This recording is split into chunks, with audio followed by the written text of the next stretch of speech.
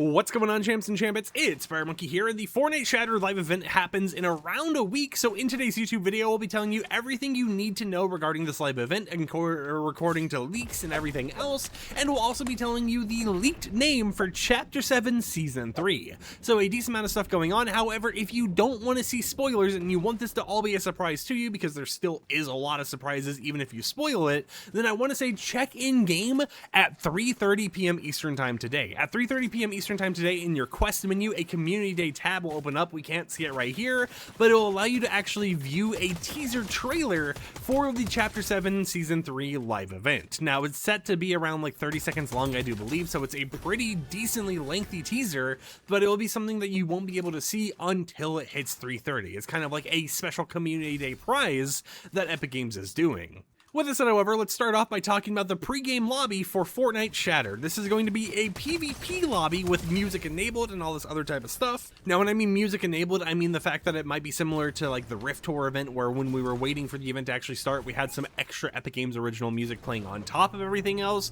or it could just be something where there's just an ambiance going on in the game, right? But it has a specific event flag for music going on in specifically the pregame lobby, so they definitely at least want to make it a little bit more interesting instead of what we got with like the Simpsons live event pregame lobby, where as far as I can recall, and I could be wrong here, when Epic Games actually did that lobby, it was something where, you know, it existed, it was available for you to kind of interact with, but they didn't really have music at all. It just kind of felt like a little awkward, if I guess you would say, right? Because it was like you heard like donuts or whatever, you heard everything going on the actual island, but you never actually saw any like extra music while you're running around waiting for like half an hour, which luckily it appears like they're trying to fix this time. And who knows, maybe the music, if they actually do some, will be good enough that Epic Games makes it a jam track in the future, similar to what they ended up doing with the Rift Tour pre-game music, where they ended up making a music pack. I don't think it ever became a jam track, but it definitely is something that they could make a jam track of later down the line. But that is one of the things going on in the pre-game lobby. And then of course, when it comes to that PvP aspect, it'll be Team Foundation versus Team Ice King. Now, we're not for sure if there's going to be any glitches, such if you go in a match with a friend who's on Team Foundation while you're on Team Ice King, if they'll still be in your squad, considering the fact that technically they're your rival and you will be fighting them in game, or if it'll be something where it just, you know, works like normal. You know, you'll still see their name or something. Maybe you'll get like a direct location of them because you'll see their username or gamer tag or whatever else, but you won't actually have any other glitches or whatever. You'll be able to eliminate them, they'll be able to eliminate you, and then you could have a beef with your own friends over which team is the better team. But that's what the pregame lobby is going to focus on, basically being a giant team-based match of Team Rumble. When it comes to the live event itself, however, we have 4 phases, and while we don't know exactly what goes on in each phase, we do know that there's going to be a QuickTime event at some point during one of the phases. For those who don't know what a QuickTime event is, think similarly to what we've seen before with games like Dead by Daylight or like a Dragon, you know, slash Yakuza, where in Dead by Daylight you have a little circular radar or radius or whatever you would call that, a circle bar, I guess you would say, when you're repairing a generator and you have to hit it on the right spot in order to be effective at doing it, I guess you would say. A terrible way of explaining it, but if you play Dead by Daylight, you probably know what I mean. And then for Yakuza, it'd be something like you pressing Y to use a heat action, or, you know, pressing E during a QuickTime event in a cinematic cutscene in order to make sure that the enemy doesn't like hit you or whatever else. It is something like that, where you'll have a QuickTime event that will require you to actually push a button on your keyboard or controller fast enough in order to counteract or do a better hit combo or something like that. Now, since it's a live event, I'm unsure if this will really be required in order to win or anything. It's definitely something that I feel like is going to be there as just kind of a little bit of a gimmick, where it's like, oh, if you hit it, congratulations, you hit it. Visually, it looks cool, and if you don't hit it, congratulations, you know, you kind of failed. Maybe get like a staggered animation or something like that, but it's not actually going to be a detriment to your live event progress, unless there really is a scoreboard against Team Ice King and Team Foundation, and whoever misses more ends up being the team that loses. You know, they become tonight's biggest loser, I guess you would say. But I really don't think they're going to end up doing that. And then when it comes to the other phases, this part is more of speculation, but I definitely think it's going to be focused around us being hyper focused into this team versus team battle aspect, you know, Team Foundation versus Team Ice King, all the type of stuff going on, while in the background we can see some glimpses, and maybe if you have a keen eye, you'll be able to actually notice it really quickly. There's going to be stuff going on, you know, with the Dark Voyager and the whole entire like Dark Destroyer or whatever the destroyer thing in the sky is, and the 0 point. Now, this goes into the next topic I actually have to kind of mention mention to you guys, and it's the fact that during this live event, we're going to be having a jetpack. Now, the reason why that's important is because this could either be a jetpack that you can view on your character, or it's a jetpack that is invisible. And the reason why I want to make that distinction is because the 0 point is a big, massive focus on this live event. You know, it's something that has been kind of the whole entire background piece during the whole entire season, or maybe even chapter, where the 0 point's being rebuilt. So the 0 point in the past, when we had live events that were kind of affecting it, has had anomalies such as, you know, energy burst and everything that kind of sent us into the sky. And last time I can recall the 0 point and a jetpack both being in the same event, it was something where the 0 point sent out a burst of energy that made all of us kind of float in the sky super heavily, you know, up there. And our jetpack, quote unquote, was just something that allowed you to keep up in the air. If you wanted to move around a little bit better, you wanted to go ahead and go a little bit higher, that was something that was available to you via the power of a hidden jetpack. On top of this, there will also be a telescope that you can look through at some point. Now, I'm not for sure if this is for the pregame lobby or if it's for the live event itself.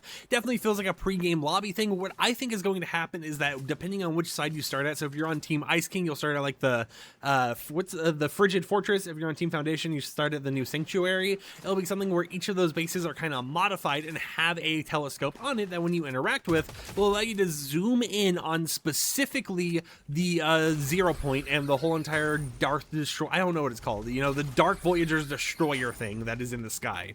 So maybe that is what the telescope's being used for instead of being something, okay, the Dark Harvester, there we go. But maybe the telescope is just something where from each set of the island you'll be able to look over in the middle and see everything going on there while the combat's going on, instead of it being something where it's like, oh, in this event, after you do the quick time, you've got to quickly enable the telescope and look fast enough or else it's all over, you know, it'd be a little weird. Who knows though, maybe the 0 point causes something to happen and then there's like a telescope floating in the sky next to us that we're able to interact with. After this, however, there is a mention of stasis mode at some point. Now, I'm not for sure what exactly they mean by this because it could be a lot of different things. For example, stasis in action/sci-fi things like Dead Space or Legend of Zelda has been for time manipulation. In things like Destiny 2, it's been used as an energy type / a class.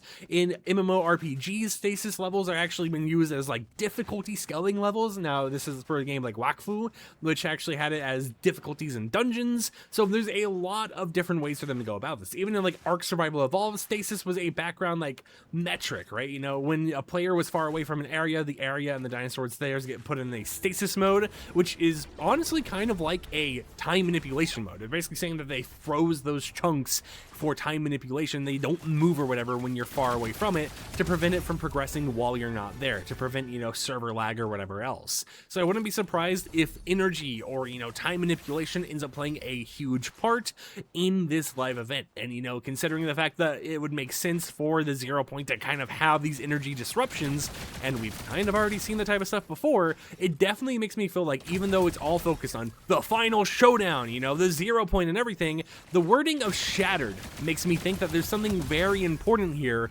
with the 0 point, right? You know, the giant 0 point ball that has been built out of shattered pieces. I definitely think the Dark Voyager and the 0 point is the more important part here than some rivalry between teams. But who knows? I don't really know exactly how it's going to play out. I just know the little bit of leaks here and there, and then certain things like they're using old props such as the Fortnite icon, or, you know, the little like Fortnite that was on the ground for a table in game. So they have a lot of areas where it's going to be interesting to see how they play on everything and to see how certain aspects kind of combine together, because as you guys already know, in game, when you go over to like the 0 point shards, each one has a different effect. When you go over to the Frigid Fortress one, it kind of gives you like slidey knees or whatever else. When you go over to the one in Squibbly Shores, I'm pretty sure that just kind of gives you low gravity. Now, I think there's like another one somewhere else that I forget exactly what it does. Yeah, I think it's like, I don't know if it's right here or not. It might not be there anymore, but I'm not for sure if there were that many effects going on, but I do remember that there was a unique variety of things the 0 point could do. So if it can't be billed correctly, you know, if something where they try like merging it together or whatever ends up happening and then it kind of causes these different pulses and anomalies, I wouldn't be surprised to see some actual shattering of the 0 point, you know, maybe fracturing of things even more. And that is one thing that I've kind of heard some people mention is Fortnite Fracture. They're like, oh, you know, this might be a Fractured 2.0. Even though it is interactive, even though there's like a quick time event and stuff, I don't think it's going to be like Fractured. I'm pretty sure Epic Games is aware how much people kind of disliked Fracture because of it being like a 40-minute long just interact piece instead of something that was actually, you know, made to be a live event or whatever. I definitely think they've learned from that, and they're just kind of going with that theming or whatever to do a more cinematic masterpiece for a live event going into the next season. And then as the final topic, let's talk about Chapter 7 Season 3, which according to the files is set to be named Runners. Could that be hotfixed ahead of time? Yes, it can, but it appears that when you go to the live event, you're going to be getting a free item, and that free item won't be granted to you until Runners goes live, because they'll be going live the exact same day, because we'll be going into downtime right after the live event ends, and it'll be like a night screen again.